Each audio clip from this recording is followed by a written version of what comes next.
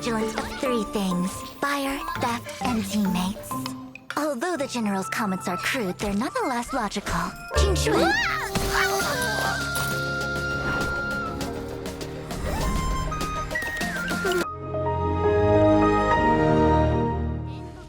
Okay, I've seen a lot of people run Mono Quantum, but they use Zila as the main DPS and Qinqgue as a sub DPS. To that I say, no. We're gonna be using Seele. Seele? Okay, her official VA called her Zila, so that's what I'm gonna call her. Zila is gonna be our skill point generator, and Qinqgue is gonna aim for that 4 of a kind every single turn. But of course I'm not gonna be dumb. I'm gonna use my skill on Zila like here, if I can pick off a target, and then I can use her basic so that she can be skill point neutral. But the whole idea of this team is to feed most of the skill points into Qinqgue, and that way she kind of acts as the main DPS. Now, the main appeal of Mono Quantum is you can get guaranteed quantum weakness on all enemies if you have 4 quantum members and Silverwolf, so she's kind of necessary for this to work. That being said, I don't think this team is that crazy until we get a Quantum Harmony unit. You're way better off just running a Bronya or Tingyun in place of either Zila or Qinqgue. Right now, the thing is, it might look like this team is doing well, but don't get me wrong, it still looks somewhat cohesive, like it can work. It's just that this is a matter of overinvestment rather than synergy. Like, I could throw Zila and Qinqgue into any other team and they do well. Like, not even to mention how strong Xuan is and Silverwolf. They're both top of their class, so the overall team the overall quality of the team is so high that it doesn't matter what the synergy is. They'll just destroy everything. But nonetheless, it's still really fun. I think it's great and there's lots of potential in the future. The main advantage right now is that if you're a low spender or you're trying to clear Memory of Chaos, you have one side completely solved for the end of time. Like, you can guarantee the quantum weakness on one half, and then all you have to do is element match on the other side, which is a nice quality of life. It's a very comfy team as well. You can also substitute links for either Qinqgue or Zila, and that way you'll never die. And oh my goodness, auto farming with Mono Quantum is one of the best things ever. You don't ever have to switch your team. You just put Xuan, Lynx, either Zila or Qinqgue, and then Silverwolf. Everything is weak to Quantum. Also, I don't know if you saw, but I just missed the 0 cycle. I haven't really speed tuned this team yet, so lots of things to figure out. But honestly, I'm a little too lazy and I don't really want to do it. Only 14.5% of you are subscribed, so if you're enjoying these videos, make sure to leave a like and subscribe. I'd appreciate it a lot. Okay, we are now on the second side, and I thought it'd be a good test too, because it is harder for sure to deal with this side with Yanqing and these 2 Void Rangers. I guess I'll talk about some of the advantages of Mono Quantum, other than the fact that you can guarantee Quantum Implant. Wait, that's like the main drive of... Never mind.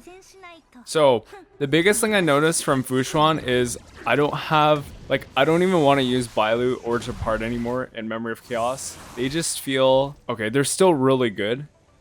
It's just that Xuan is such a huge quality of life improvement, and this is just from my own experience so far. She's only been out for, what, a day and a bit, but right now, between her CC resist, AoE too, so if you get like that massive freeze from one of those frost dudes or a Cocolia, your whole team gets to resist that one application, and then you get to refresh that when she activates the Matrix again. The crit rate, the HP, and of course the apportioning of your teammate incoming damage onto her is probably the most crazy thing, because you don't have to worry about building your support's tank anymore. You don't even have to worry about them falling, because Xuan will be the one taking the most damage, even if they're the ones getting hit, and she'll be healing it up. You don't need a signature light cone on her either. She is plenty strong even without it. In Memory of Chaos 10, you really have no issue solo sustaining with her. So from a comfort standpoint and just dealing with absolute garbage mechanics like freeze, CC, she can just negate it with her Matrix. So all that being said, I still don't think she's a must pull, but from my own experience, I think she's probably the one that made my gameplay experience the most enjoyable. So take what you will from that. I'm really happy with her so far. And if you are going for her, best of luck. I hope you get her early when you're 50-50s. I lost my 50-50 to Clara, so I got E1 Clara, but I'm okay with losing 50-50s to certain characters, and I was pretty happy about it because E1 Clara gives her, it doesn't remove, so it makes it so her skill doesn't remove mark of counter anymore, so it pretty much does double damage permanently, and that's when you can start using Bronya on Clara and then go for some insane AoE plays on her. Clara's definitely, Clara, Welt are some of the DPSs that I will be hoping to get E6 super long term in this game, and I just love both of their designs and how they play. Clara with the follow-up attack counter play style, Welt with the battlefield control, slowing all your enemies that can't even move. Oh, their animations are really sick. So both of my two favorite standard characters, I'm hoping to get them both E6 one day. They're both E1 right now, but yeah, we need to lose more 50-50s. So I'm not asking to. It's just gonna happen. Fortunately though, I did win the 75-25 on the light cone banner, so I didn't have to lose to another Bailu or another Clara light cone. I have so many of those right now, it's crazy. I don't know why, but I had the worst luck with weapon banners, and it's the same thing with Genshin. So luckily in this game, when you lose, the next one's guaranteed. I don't even want to talk about. But yeah, here are all my builds. Xuan, I finally put her on my preferred tank build with 2-piece Longevous and 2-piece Wuthering.